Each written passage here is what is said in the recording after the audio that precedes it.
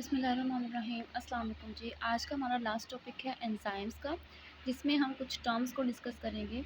Last lectures में हम enzyme को डिटेल से स्टडी कर चुके हैं, तो उनका लिंक मैं डिस्क्रिप्शन में डाल दूँगी, आप वहाँ से उसको स्टडी कर सकते हैं। सो एंजाइम के कुछ टर्म्स हैं, राइबोजाइम, आइसोजाइम, एब्जाइम। हमने कहा था दैट एंजाइम्स आर प्रोटीन्स, ठीक है, but not all proteins are enzymes.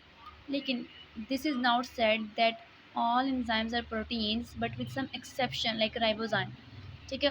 सारे एंजाइम्स कहते हैं प्रोटीन्स होते हैं, लेकिन कुछ एक्सेप्शंस में, जैसे कि राइबोजाइम प्रोटीन नहीं है, ठीक हो गया। तो राइबोजाइम, आइसोजाइम और एब्जाइम को हम डिस्कस करते हैं कि ये क्या है। राइबोजाइम्स जैसे कि नाम से वाज़ह कर रहा है, राइबोन्यूक्लिक एसिड यानी कि RNA acting as enzyme. RNA क्या है, एक्ट कर रहा है as an enzyme. RNA enzyme इसको कहते हैं। इसकी ये क्या है जी, it is involve in formation of peptide bond between two amino acid. Example क्या है जी, peptidyl transferase. It catalyses the addition of amino acid residue in order to grow the peptidyl chain protein synthesis, यानी कि protein synthesis करा रहा है ये peptidyl transferase enzyme, और अमीनो एसिड रेजिड्यू को ऐड करा रहा है, ठीक है। ये बात इन दोनों में हमने यही बात की हुई कि पेप्टाइड बॉन्ड फॉर्मेशन हो रही है दो अमीनो एसिड के दरमियान, और अमीनो एसिड को ऐड करवा रहा है, पॉलीपेप्टाइड चेन बन रही है, ठीक है जी।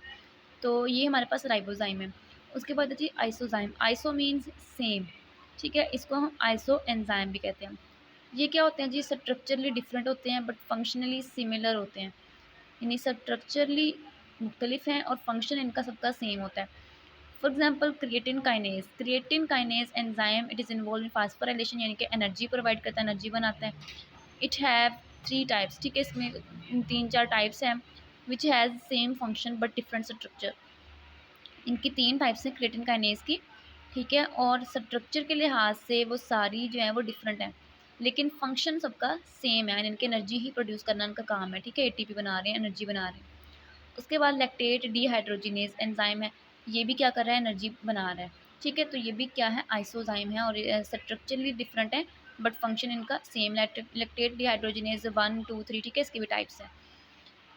सो वो क्या है, स्ट्रक्चरली तो डिफरेंट है लेकिन फंक्शन क्या है, सबका सेम है। इनको हम कहते हैं आइसोजाइम।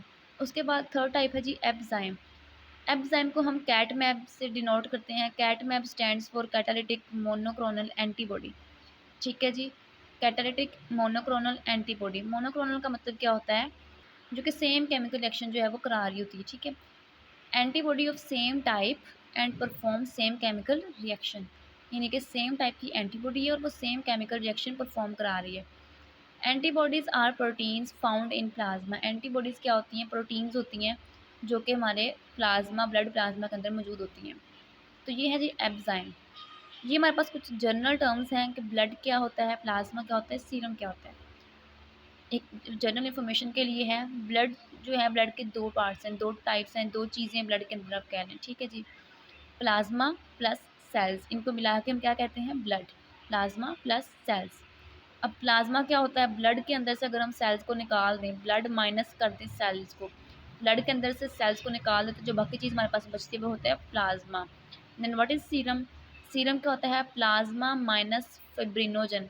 फिब्रिनोजन जो है ब्लड का मेन पार्ट होता है, ठीक है। अगर हम प्लाज्मा में से फिब्रिनोजन को निकाल दें, तो जो बाकी बचेगा हमारे पास वो होगा सीरम।